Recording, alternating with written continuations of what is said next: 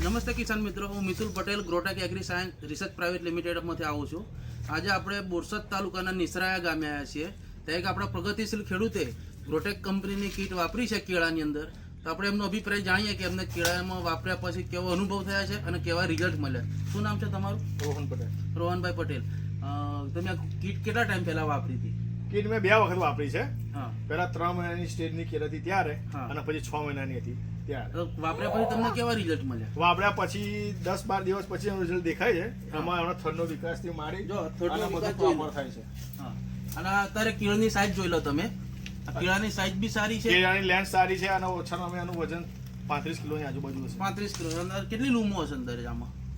એટલે કાચકી કાસ્કી કેટલી હશે? આમાં કાચકી 10 કાચકી 10 જેવી કાસ્કી હશે અને આપણે 30 થી 35 કિલોની આની વજનની સરેરાશ. તો તમે બીજા ખેડૂતને શું ભલામણ કરો કે આ કીટ વાપરવી જોઈએ? વાપરવી જોઈએ. કીટનું રિઝલ્ટ બહુ સારું છે અને 2 વખત વાપરવી જ પડે. ત્રીજા મહિનામાં 6ઠ્ઠા મહિના ત્રીજા મહિનામાં 6ઠ્ઠા મહિનામાં વાપરી છે અને આનું રિઝલ્ટ બહુ સારું છે. રિઝલ્ટ સારા છે.